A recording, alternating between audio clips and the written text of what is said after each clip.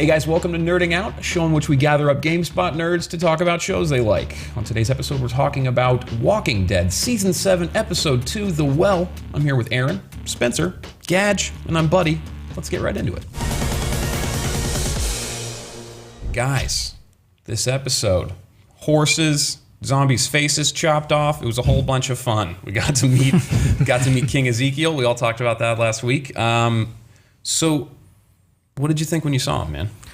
I mean, he was definitely a character. Like, he was out there, like, just full on, like, fantasy world setting, like, accent and everything, just trying to pretend like he's this crazy king. And it was kind of interesting watching Carol have to meet him and try to figure out, like, what the heck am I looking at right now? The scene where she slowly, like, smiles. So tell me, dear lady, what do you think of your king? And she's just like, this place is great. You're great. I don't want to upset you. So he's doing something that is pretty cool with Negan. I really got a lot of enjoyment out of the fact that they're sending them poison pigs. What do you think about that whole scenario? Like, he's not killing these people.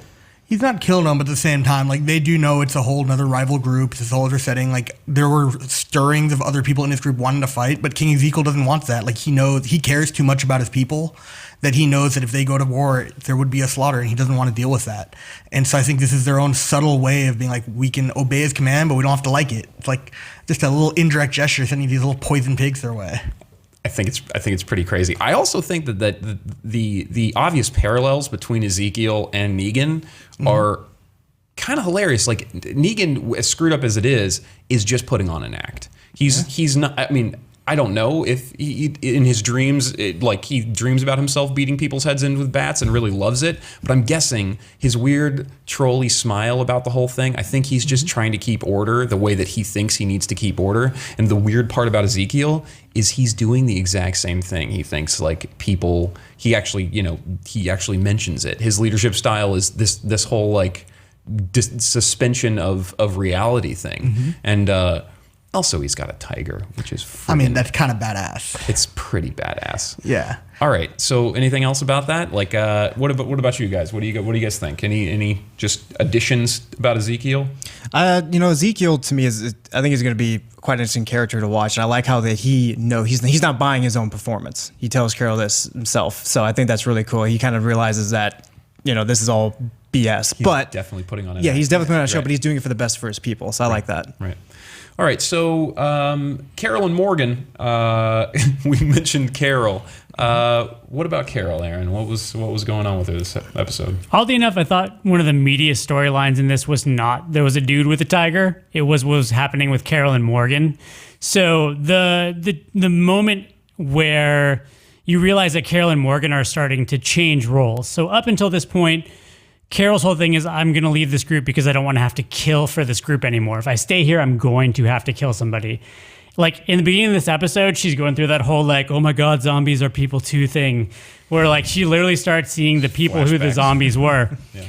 Morgan, on the other hand, his whole thing is, I will not kill other people for you, and he thinks he can have it both ways. But halfway through this episode, he starts kind of getting friendly with Ezekiel's crew, and a fight goes down. He immediately points a gun, which he doesn't even like guns, at somebody on Negan's crew, and then he realizes what he's doing, and he realizes he's starting to be willing to kill for Ezekiel, and he's doing what Carol kept warning him to do. So I think there's this really interesting role reversal happening where Carol doesn't want to kill anymore, and she means it, and Morgan says he doesn't want to kill, but there's starting to be cracks in his like Aikido philosophy. So that was really cool. And then Ezekiel sort of has a different relationship with both of them. But I think what Ezekiel's relationship with them boiled down to was he's lonely. Like, I think Ezekiel, he takes Carol aside at one point. He's like, real talk, like, I'm not like this. I just let people make this stuff up. Like, I kind of just want to have a moment where I can let my guard down with you. So I think Ezekiel's a little bit exhausted by his own responsibility. But he's going to keep it up, because that's what keeps his crew alive. And that whole performance has got to be exhausting as well. It's like, oh man, I'm glad you guys are here because you guys don't buy my crap, I can tell. Have a pomegranate, my lady. No, I'm cool, bro. I don't want the Kool-Aid or the pomegranates, you weirdo. So, all right, this episode kind of it definitely changed the momentum, we'll say. Episode 1 of the series was like, and then we had dudes riding around on horses and everything was, fluffy buttercups. What do you think, Spence? Yeah, I mean, episode 1 was fantastic. We had 2 deaths, but this episode just really, it kind of changed the momentum. And obviously we're getting closer to the war. We're getting close to that fight. But it would have been nice to kind of continue that momentum. The war between Negan's crew and Rick's crew and everyone's crew. Right. And we kind of get a gist of that with the poisoning of the pigs. So we kind of get, okay, cool. So Ezekiel's not buying this either.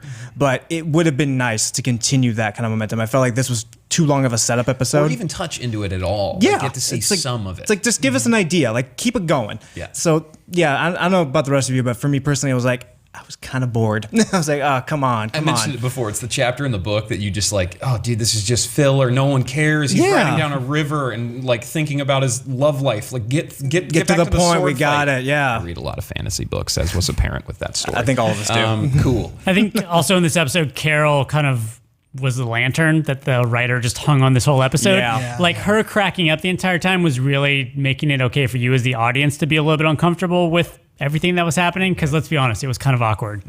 Yeah, I'm kind of, to be honest, I was annoyed by her, like, I don't want to kill people anymore. Like, that's what the show is about. That's why everyone's watching it, because there's zombies. Like, you kill zombies. That's what the thematic is. Like, you don't want to be on the show anymore, lady? Is that what's happening? Because that's why we can't have nice things.